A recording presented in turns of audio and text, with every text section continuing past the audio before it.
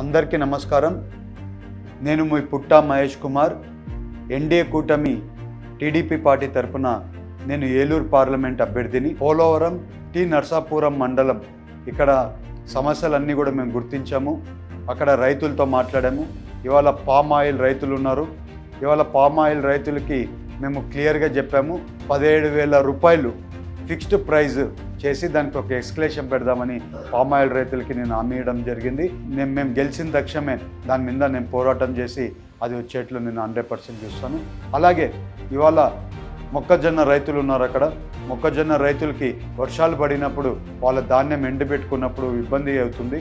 వాళ్ళకి wear house అయినా కానీ గోడౌన్లు అయినా కానీ ఇవన్నీ కూడా వాళ్ళకి వచ్చేట్లు ఏర్పాటు నేను చేసి పెడతాను. అలాగే ఇవాళ మీరు చూస్తే ఈ నిమ్మ రైతులు ఉన్నారు.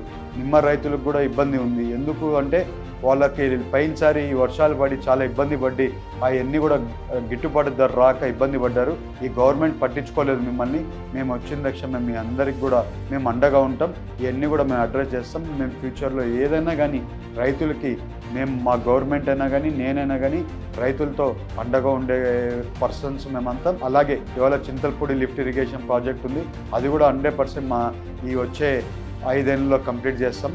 ఇవాళ మీరు చూస్తే ఈ రైతుల్ని ఈ వైఎస్ఆర్సీపీ గవర్నమెంట్ రైతుల్ని అస్సలు పట్టించుకోలేదు. ఇవాళ ఈ రైతుని మా భుజాల మీద వేసుకుంది, మా గుండెల్లో పెట్టి కాపాడుకునే బాధ్యత మాది. నేను ఇప్పుడు చెప్పిన విషయాలన్నీ కూడా కంప్లీట్ చేసి మీ ముందుకు మళ్ళీ నెక్స్ట్ ఎలక్షన్కి వస్తాను. ఈసారి నన్ను ఆస్వాదించమని మిమ్మల్ని అందరినీ కోరుకుంటూ మీ పుట్టా మహేష్ కుమార్.